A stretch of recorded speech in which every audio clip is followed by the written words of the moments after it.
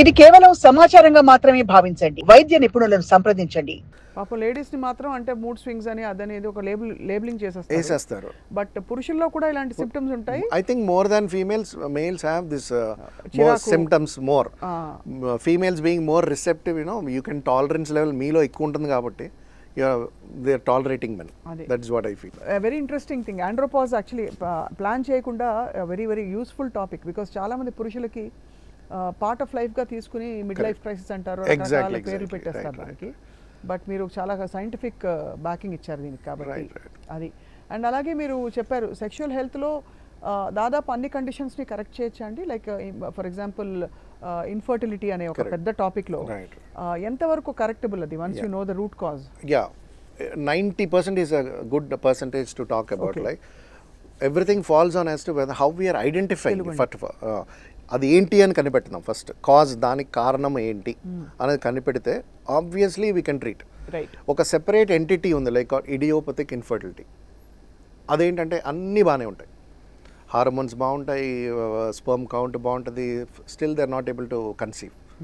దాన్ని మనం we have to just leave it idiopathy. Otherwise most of the things are treatable causes, correct చేయవచ్చు. Sperm count, ఇప్పుడు కొన్ని conditions ఉంటాయి.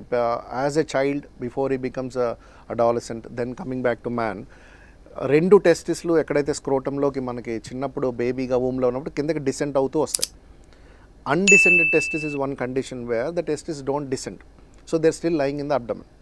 వాళ్ళల్లో స్పర్మ్ ప్రొడక్షన్ కానీ ఇంకా డెఫినెట్లీ హైపోప్లేసియా అయిపోయి ఉండదు. కాబట్టి ఇలాంటి వాళ్ళల్లో you can't expect anything. Just for infertility we advise them like artificial reproductive techniques, ఈ ఐవీఎఫ్స్, ఇక్సీలు, దాని అందరూ వీ అడ్వైజ్ చేస్తాం, లేదా డోనర్స్. అదర్వైజ్ ఇప్పుడు కౌంట్ తక్కువ ఉందనుకోండి, we'll know as to why they are. ఇప్పుడు లైఫ్ స్టైల్ మాడిఫికేషన్, కొంతమంది స్మోకర్స్, క్రానిక్ స్మోకర్స్లో smoking directly effects the sperm. అవునా? డైరెక్ట్లీ. లైక్ అందుకని వాళ్ళు డ్రింకింగ్ కూడానా? Drinking not directly on this. Okay.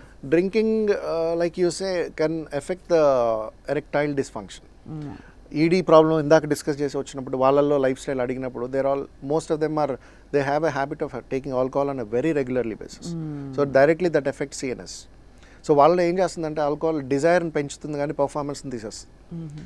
So they feel like but they can't do it. వాళ్ళల్లో ఆల్కహాల్ని contributing factor.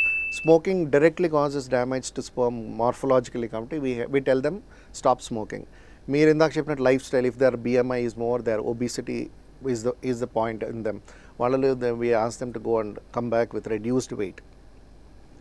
అలాంటి లైఫ్ స్టైల్ చేంజెస్ చేసుకుని ఫర్టిలిటీని అచీవ్ చేసిన కపుల్స్ కూడా చాలామంది ఉన్నారు. Right. So life style modification definitely helps. కాబట్టి ఇప్పుడు వాట్ వీ గ్యాదర్ మన ఇవాల్టి డిస్కషన్ నుంచి